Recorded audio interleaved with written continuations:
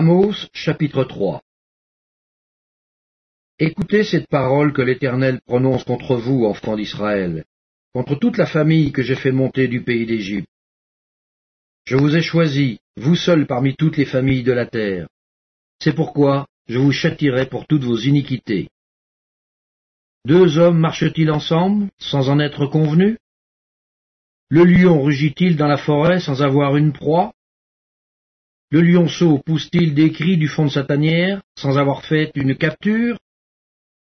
L'oiseau tombe-t-il dans le filet qui est à terre, sans qu'il y ait un piège? Le filet s'élève-t-il de terre, sans qu'il y ait rien de pris? Sonne-t-on de la trompette dans une ville, sans que le peuple soit dans l'épouvante?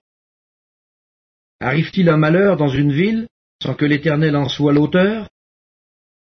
Car le Seigneur, l'Éternel, ne fait rien, sans avoir révélé son secret à ses serviteurs les prophètes.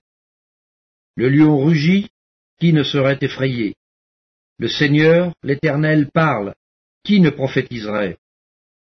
Faites retentir votre voix dans les palais d'Asdod et dans les palais du pays d'Égypte, et dites, rassemblez-vous sur les montagnes de Samarie, et voyez quelle immense confusion au milieu d'elle, quelle violence dans son sein.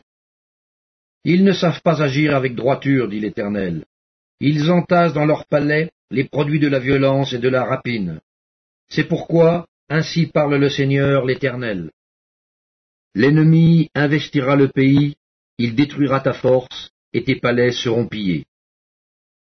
Ainsi parle l'Éternel. Comme le berger arrache de la gueule du lion 2 jambes ou un bout d'oreille, ainsi se sauveront les enfants d'Israël qui sont assis dans Samarie, à l'angle d'un lit et sur des tapis de Damas. Écoutez et déclarez ceci à la maison de Jacob, dit le Seigneur, l'Éternel, le Dieu des armées.